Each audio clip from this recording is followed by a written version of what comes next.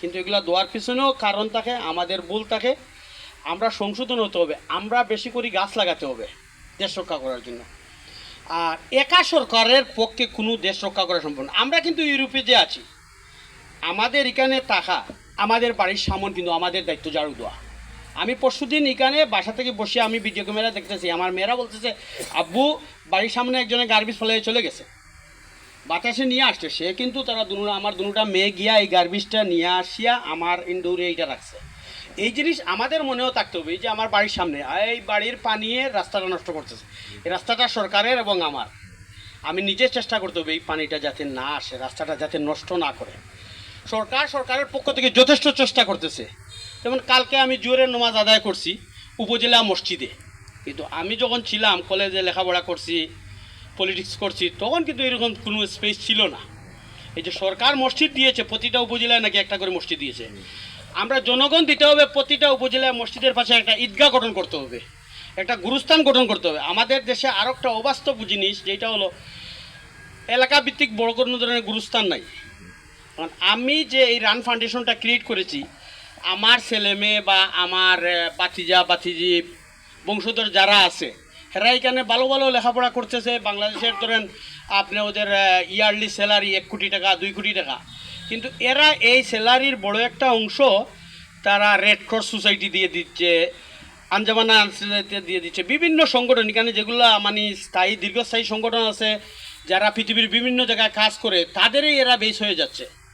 তো এই মনোভাব থেকে আমি চিন্তা করে দেখছি না, আমি দেশি পার্সোনালি অনেক কিছু করি। গত লটে আসছি আমি বেশ কয়েকটা বাড়ি করে দিছি কয়েকজনকে, প্লাস এলাকার যার যতটুকু সমস্যা সাধ্য অনুমান চেষ্টা করছি। কোনোদিন কেউ সমস্যা সমাধান করা সম্ভব না, তো যতটুকু পারছি করছি। কিন্তু এখন আমি চিন্তা করছি না, আমি একটা ফাউন্ডেশনের মাধ্যমে, যেমন আমি এবার আসছি রান ফাউন্ডেশনের তরফ থেকে এখন টিম দিচ্ছি, আমি এইটার পরে চলে যাব, আমি 2টা গুরুস্থানের এই ইউনিয়নের ভিতরে 2টা কমন গুরুস্থান রেডি করব, যেখানে যে কোনো লোক মারা যাক, ধনী গরিব, এই লোকের গুরুস্থান না সিলেটের না নোয়াখালীর না সন্দ্বীপের এটা খোঁজা যাবে না, মুসলমান তাকে দাফন কামন করতে হবে, এবার কোনো কন্ডিশন ছাড়া।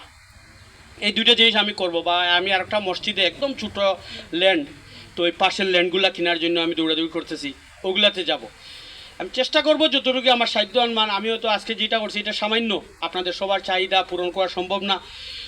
তো আমি আশা করি এইভাবে দেখে দেখে আমাদের অনেক লোক বিদেশ আছে, সবাই সহযোগিতা করবে এইভাবে অর্গানাইজভাবে ফাউন্ডেশনের মাধ্যমে। বা অ্যাকচুয়ালি শুধু আমাদের টিন বিতরণ এটা ইম্পর্টেন্ট জিনিসটা হলো একটা রোড গঠন করা, একটা ব্রিজ গঠন করা, যাতে সবাই দীর্ঘদিন এটা থেকে ফায়দা পায়। আর সবসময় চিন্তা করতে হবে আমরা সরকার থেকে কিছু পেতে হলে আমাদেরও উদ্যোগ থাকতে হবে। অ্যাটলিস্ট সরকার যদি 50% একটা জিনিসে যে করে, আমরা নিজের তরফ থেকে 50% এটা গঠন করার জন্য সহযোগিতা করতে হবে। তো আমি এই মর্মেই আপনাদের সবাইকে আন্তরিক ধন্যবাদ জানাচ্ছি, এবং আপনারা রোদের মধ্যে বসে আসছেন, কষ্ট করছেন, এর জন্য আমি ক্ষমা প্রার্থী। আর আমি চেষ্টা করব, বা আমি এখান থেকে দেশে আবার আমার কর্মস্থলে চলে যাওয়ার পরে আমি চেষ্টা করব বিভিন্ন ওয়েতে কীরকম আপনাদের পাশে দাঁড়াইতে পারি বা কীরকম। আর মেইন উদ্দেশ্য এটা শুধু গোলাপগঞ্জ, আমি এখন গোলাপগঞ্জ উপজেলা ভিত্তিক চিন্তা করতেছি, বাট আমি এটা প্রায়োরিটি বেসিকে কাজ করব। যেমন আমি যদি দেখি এখন কানাইরঘাটে একটা লম্বা একটা এরিয়া আছে, তো সেখানে কোনো স্কুল নাই, আমি স্কুলে হাত দিব। তো আমি এইভাবেই চিন্তা করে মানে আমার কাজটা শুরু করছি। আপনারা সবাই দোয়া করবেন, আর যেখানে সব জায়গায় যাতে সবার সাথে দাঁড়াইতে পারি, এটাই আমার জন্য দোয়া করবেন। আসসালামু আলাইকুম। এটাই সব, আমরা বক্তব্য দীর্ঘায়িত করব না, সবার সমাপ্তি আমি এখানেই ঘোষণা করলাম। আসসালামু আলাইকুম। ওয়ালাইকুম আসসালাম।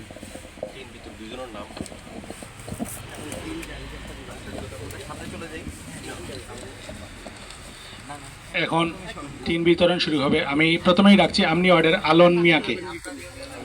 আলন মিয়া। আপনার তো দৌড়ের সীমা থাকবে না, কারণ দৌড়ের সিজন। তারপরে কিন্তু মুখে দিয়ে যাবেন আজকে না।